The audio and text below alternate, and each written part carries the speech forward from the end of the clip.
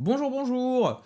Je ne sais pas si vous vous souvenez, j'avais créé à l'époque, quand Twitch nous avait limité nos VOD, la possibilité d'uploader via un petit script vos vidéos directement sur YouTube. Sauf que c'était fastidieux, ça demandait un script à charger directement dans le système. Donc j'ai fait une mise à jour.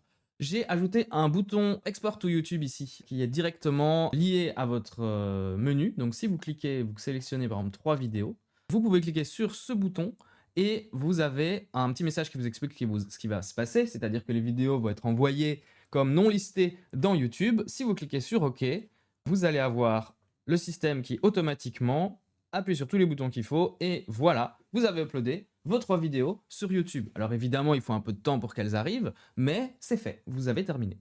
Donc c'est très pratique et je me suis dit que ça valait le coup de vous le partager. Donc pour faire ça, je vais vous montrer comment ça s'installe. Pour ça, il va vous falloir l'extension TemperMonkey. Si vous ne l'avez pas encore, son installation est un poil fastidieuse, donc je vais vous montrer. Vous allez sur le site tempermonkey.net. Ensuite, sur ce site, vous sélectionnez le download, a priori celui-ci, que vous prenez depuis le store. Ici, c'est le store de Google Chrome et vous cliquez sur Ajouter. L'installation est un peu différente probablement sur les autres systèmes d'extension, mais a priori, vous connaissez.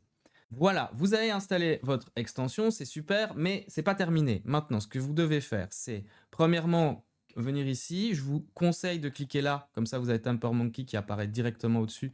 C'est plus facile à manipuler. Et vous voyez qu'ici, il y a un message en bleu qui apparaît.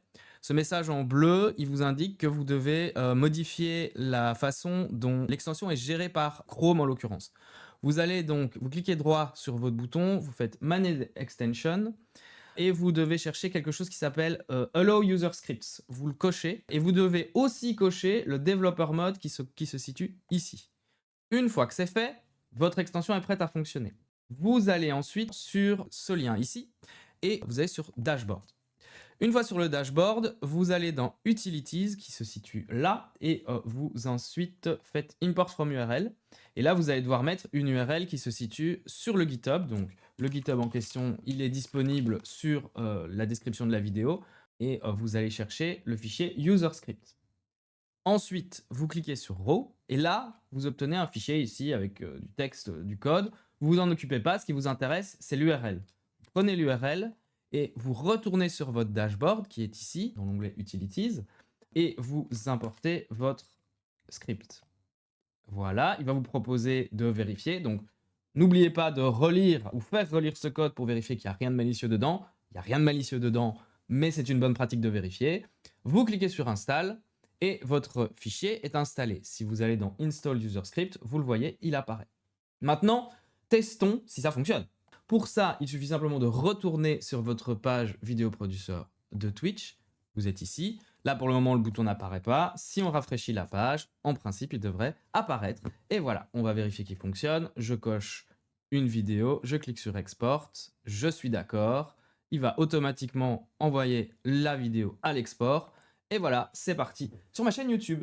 Me voici à présent sur ma chaîne YouTube et comme vous pouvez le constater, il y a 4 vidéos en attente, dont celle que j'ai uploadée pour la démo, donc ça fonctionne très bien.